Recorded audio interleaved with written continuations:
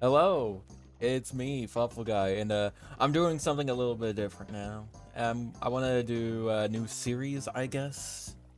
Um, I guess I'll call it all about whatever.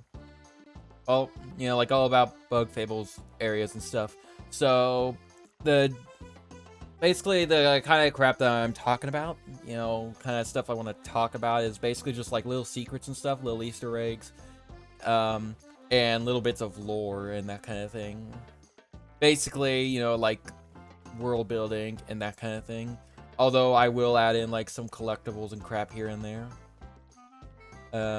If I deem them obscure enough and interesting enough. With that being said, uh, so the first video here is on Bugaria Outskirts, and there's not gonna be a whole lot of lore and such to talk about, but I'll do my best. It'll probably get more interesting when I do stuff like Ant Kingdom or even the Golden Settlement. But anyways, so what is there to talk about? Well, first of all, I'll start with the Explorers Association. So, I'll get the lore bit stuff out of the way, although there's not much to talk about.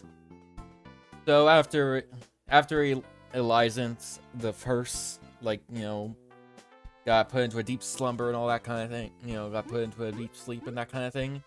Elizant the second really wanted to find the artifacts as well as the everlasting sapling, to the point where she created the Explorers Association.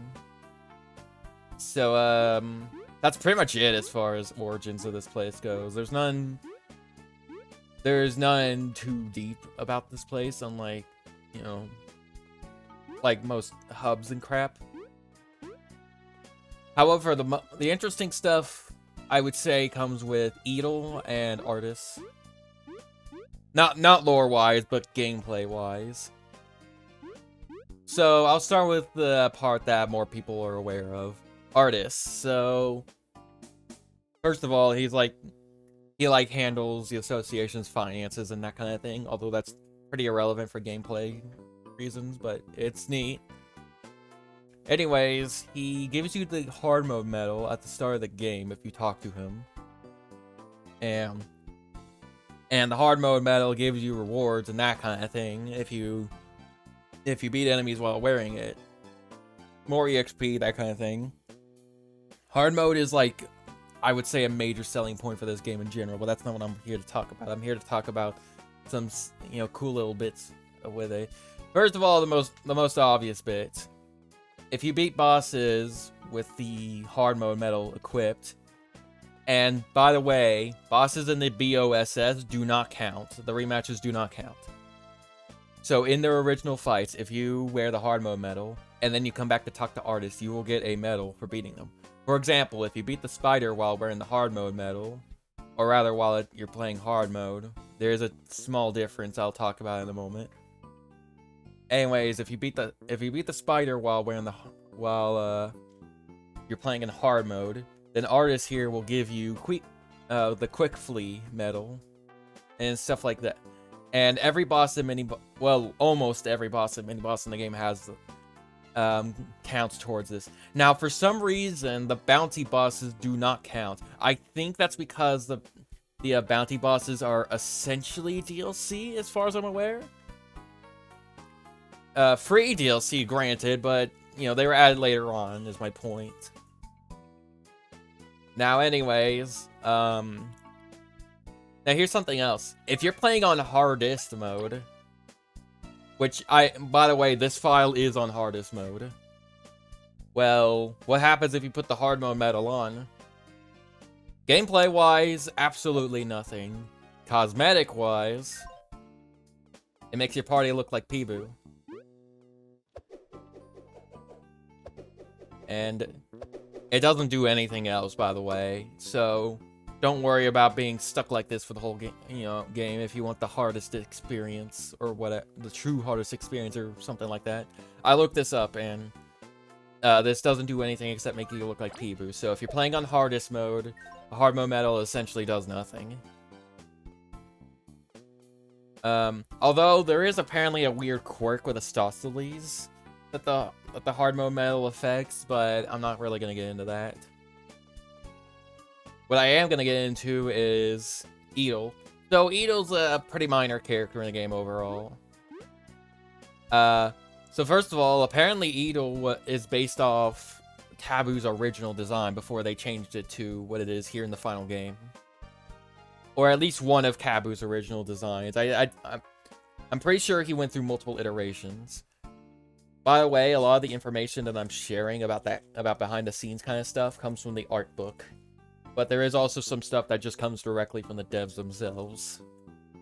The art book is a DLC that you can get along with this game on Steam if you wish, which I do have the art book, of course. But again, there's some stuff that just simply were outright confirmed by the devs and are not in the art book. Anyways, Edel, the thing I really wanted to talk about was Ruigi mode. Now, if you don't know what Ruigi mode is, I don't blame you. It's pretty obscure. I don't remember how to unlock it. I will look it up at a later date. But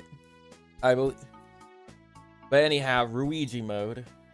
So, first of all, Ruigi mode itself is a reference to Paper Mario. Well, more accurately, it's a reference to Luigi. You know, Ruigi, that kind of thing. And Ruigi is a... Oh yeah, it's also a reference to Paper Mario Pro mode. It was either that or Master Quest. Anyways, there is a challenge in that mod where if you talk to Luigi at the start of the game, he will modify the game in such a way that I believe you cannot level up normally. And it's kind of weird. There's like a bunch of modifications to the game. Now if you enter Ruigi when you're entering your file name, by the way, it's spelled R-U-I-G-E-E in all caps. If you spell Ruigi on the file select screen, then it will modify the file so that you cannot get EXP normally from enemies. Instead, you have to level up by first completing Chapter 1, and then doing Edel's Packus request, which is, one of the side quests in this game. After you do that, you can come back here and talk to Edel, and if you pay him some berries, he will level you up for you. Now, with that being said, you don't get to choose your stats when you level up. Instead, you will get 1 MP. Now, with that being said, all medals that you get in the game that cost 1 or more MP, basically none of the 0 MP crap like extra freeze or hard mode or anything like that, anything aside from that costs 1 MP. So, yeah, Edel's basically the key to that kind of thing. Other than that, he's not really relevant in the story. He's not too relevant in the story. Oh yeah, as for Jen and Eri, there's not much to talk about with them. Although there is one thing I want to mention. Their names. Generic. Yeah, according to the art book, their names Jen and Eri are, a pun on generic because, well, frankly, they're kind of generic as, like, characters and that kind of thing. So, there might be something else to it, but you can check the art book for details. So that's it for the association, as far as I can tell. Now there's a caravan. Now, I did say that BOSS rematches do not count towards the hard mode rewards. So what? Are you just locked out of the medals for the whole game if you don't do them? Well, actually, no. The medals that you miss on bosses instead go to the caravan shop, to the caravan here, and you can just buy them off of them. So they're not lost forever, but it does cost you some berries. And also you don't get the satisfaction of beating the bosses in hard mode and that kind of thing. the items they sell here stay the same throughout the whole game, by the way. And yes, I am specifying this because there is a caravan in Golden Settlement that is... There are a couple of caravans in general that change throughout the game. Not very many, though. And then there's the ladybugs here. So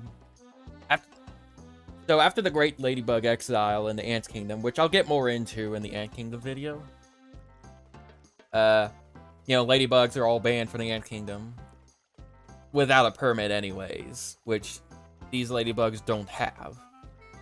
But it would seem that they were given permission to set up to live right next to the Ant Kingdom. And by the way, this house here was actually made by Madeline, which I'll get into more about Madeline's deal in a little bit. By the way, I already grabbed it, but there's a mistake that you can find here, and it's the only mistake in the entire game that is like obtainable in the overworld. The rest, if you want a mistake, otherwise you have to cook it. Another cool thing about the mistake is that the mistake is the only recipe in the entire game that yeah, it's the only recipe in the whole game where you just simply have to collect it for it to be added to your recipe book. You don't have to make your own mistake. Whereas with something like, say, I don't know, honey ice cream, you can buy it at the Bee Honey shop, but it does not get added to your recipe book unless you make honey ice cream yourself. So that's neat. Alright, now what else is there? There's, well, Madeline's house. So, Madeline, being a wasp, had to basically earn, you know, everybody's trust. But she's a generally rich bug, but she's pretty dang generous with it. Kind of like, you know, well, I mean, I don't know if Mr. Beast is the best comparison. Well, no. Mr. Beast might be a good comparison. But yeah, she shares her riches with everybody and that kind of thing. She's pretty cool. And as a result, she was allowed to set up a house here. And she actually built the Ladybug's house here. Also, Seb here is her butler. You have to rescue him in a couple of side quests. And by the way, just to get into this house in the first place, you do have to do a couple of side quests that Madeline posts. One of them is in chapter 3 or 4? No, it's in chapter 4. And if you complete that one, she'll post another one in chapter 6. Or the tail end of chapter 5. I'm not really sure which. I think it's chapter 6. If you do both of them, then you'll have access to this house. Also, even though Seb's her butler, I mean, apparently supposedly he doesn't really do much, or rather, she doesn't really need a butler considering how small this place is. So, it's more, according to Teen Snake Mouth, when you tattle Seb, it's more so that, like, she just wants a companion, really. Oh yeah, one last thing to mention about the caravan. This snail is not like... So the caravan has been around for generations, according to these two.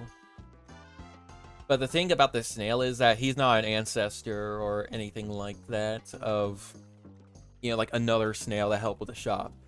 No, they've been using the same snail for quite a while now, because unsurprisingly, snails live a lot longer than your average bug. So I think that's pretty neat. Now before I move on to what's over here, I'm gonna go over here, because there's... Actually, no, there is one thing I missed.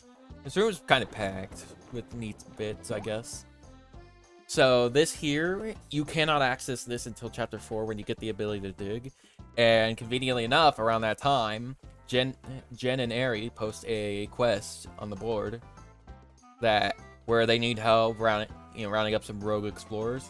Their names are Sen and PC. You encounter them in the Ant Kingdom business center, and after you do some damage to them, then they'll flee over here. Now, they don't explicitly say this, but it's... I mean, This is pretty clearly their hideout. And and it is interesting that their hideout is so close to the association, because Sen NPC's the whole shtick is that they really wanted to be explorers, but they got rejected by Maki, so they just faked it. By the way, these are the only leaflets that I'm aware of in the entire game that you cannot read, which is pretty disappointing. You know, we could get some new lore and that kind of thing. You know, Sen NPC's origins or something like that. Now down here, there's a couple of things to talk about, but not much. First of all, there's this. This doesn't quite fall under the category of cool little Easter eggs and secrets, since you do need to come here for 100% completion, but I'm gonna go here anyways because it's pretty out of the way.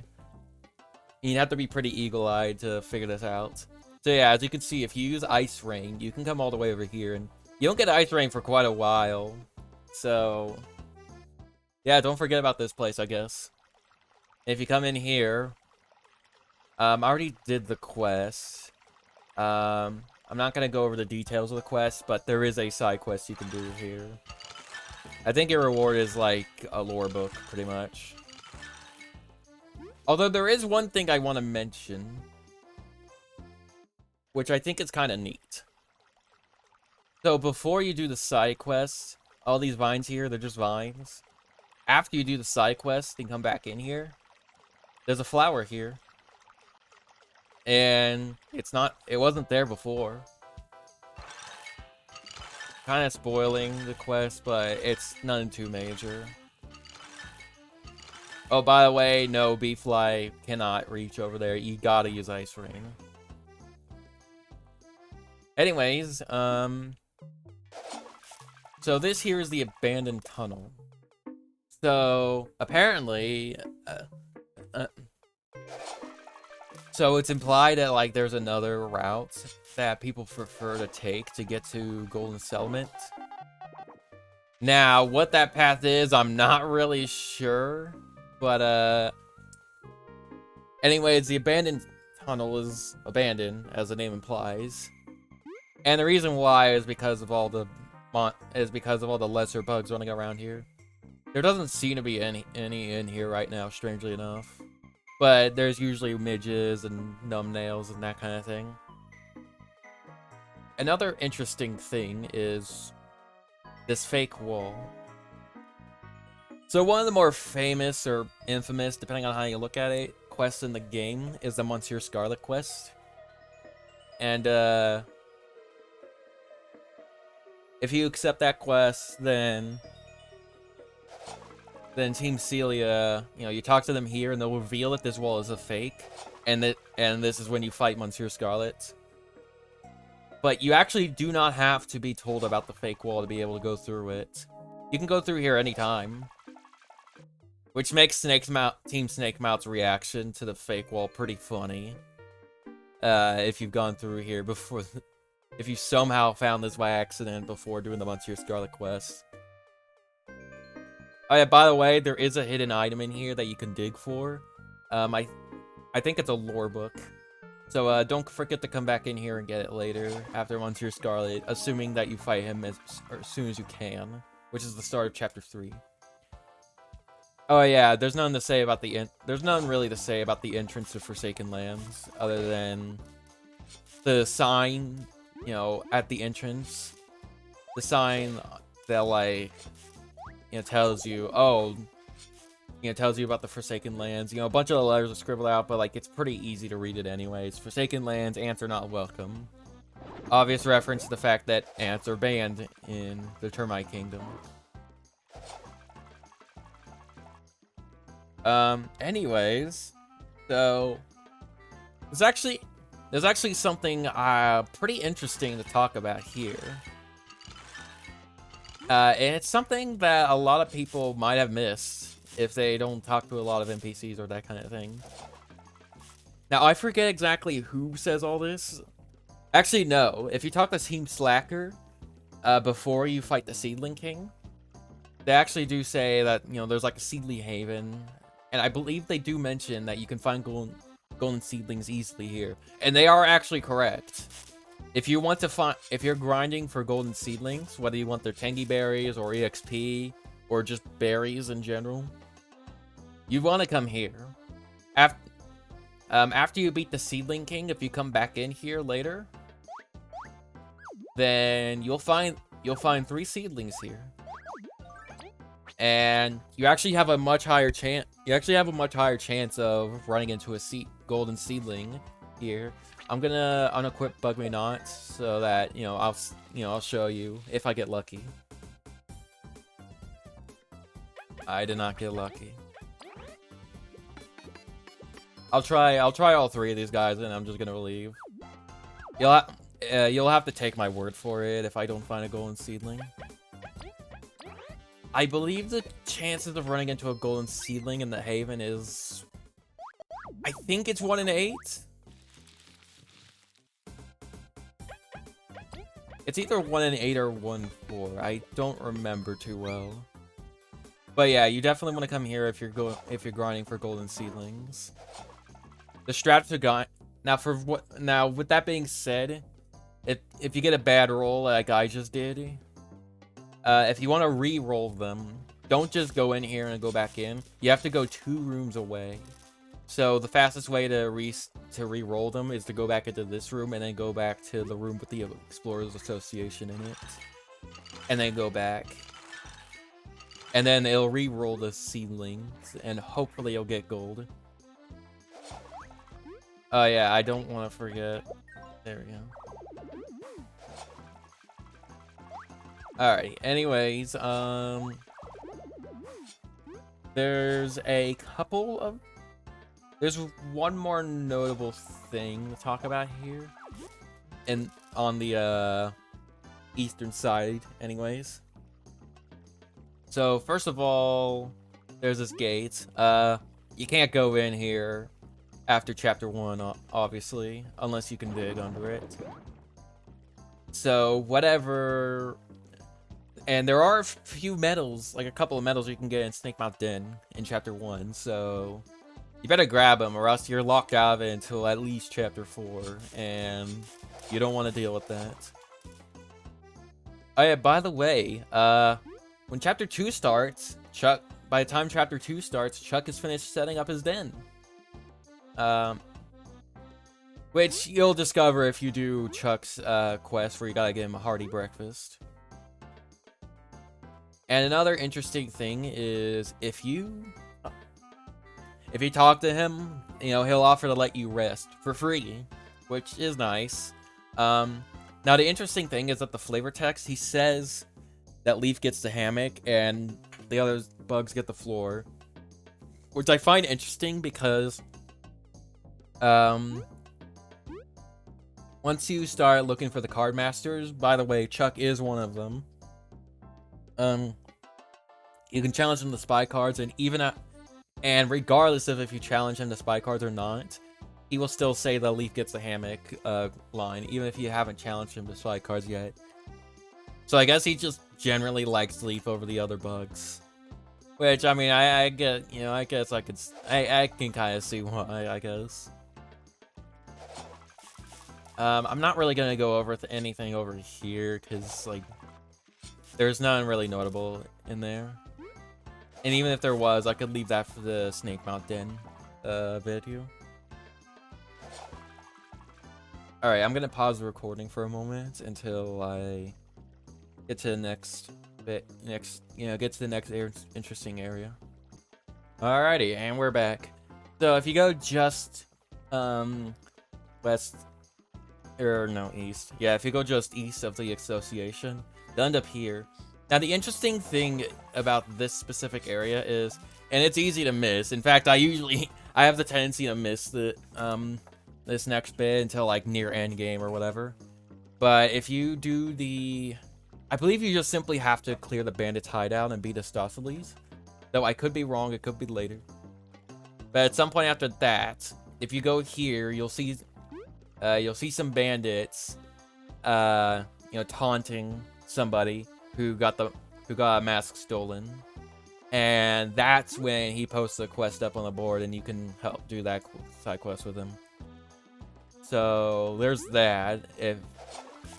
If you were having trouble finding all the side quests and that kind of thing. By the way, there's a medal in here. Well, obviously I already got it, but you can get a medal in here. I'm pretty sure it's HP plus, by the way. So don't forget it, I guess. Now, this here is the Cave of Trials, and as you can see, I've already activated it. In order to activate it, and they don't really give a huge hint as to how to do this. So after you clear Chapter 3, then Neo will be hanging out in the throne room, and you can talk to him. And he'll give you the mysterious piece, saying he doesn't really know where it goes. So if you bring the mysterious piece here, then you'll open up the Cave of Trials. And it works a lot. It works very similarly to the 1,000-Year Doors, Pit of 100 Trials. The main difference being that you cannot heal between battles in like the overworld or anything like that. Unlike, you can't just use your healing items in the overworld, because you'll just go straight to the next battle. And another thing is, let's see. Every 10 battles, you'll get a free heal and some kind of reward from here. After you clear all 100 of them, you end up getting the, I believe it's called the Team Ribbon. I haven't gotten to the end myself, but I do know about it. You get the Team Ribbon, which you can put on Chompy here. And if you use the Team Ribbon in battle, then it restores TP. If you have Chompy bites. Pretty simple, but it's pretty alright. I prefer Pretty Ribbon, though, personally. Also, I would talk about, like, the lore and origins of Cave of Origins, but there's not really much to talk about, despite this clearly being, Roach technology-based. I'll get more into, like, Roach stuff when we get, into more, Roach technology and that kind of thing. Especially as we get towards the end of this series, I would say. By the way, battle records are here. And Cave of Trials records are here. Not much to say about that. Alright, now there's just a little bit left to talk about, and it's at the Bugaria Pier. I'm gonna lump the pier into this video because it's basically just one room, and there's no real reason not to include it in this vid. So first of all, come here to do the package delivery side quests. Especially important if you're playing on Luigi mode, because you literally will not be able to level up until you do. Anyways, what is there to talk about here? Well, first of all, here's something here's some I've never seen anybody really talk about. So, at the start of the game, if you come here, then the only thing that they sell here is roasted berries. But for some reason, Chapter 6 onwards, I believe, they start selling berry juice in addition. Now, why they lock berry juice behind Chapter 6 is beyond me, considering berry juice is nothing special, and you can buy it as early as Chapter 2. Also, it's not hard to make it yourself. So that's weird. Anyways, something I think would be really helpful for new players is... Well, first of all, there's a crystal berry back here. I had to look up a guide for this, so I'm just gonna mention it now.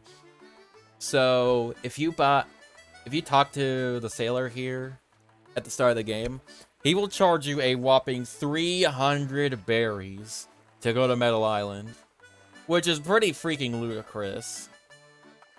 Now, I've done it before, but it wasn't until after I did it that I learned that there's a way to, make it cheaper.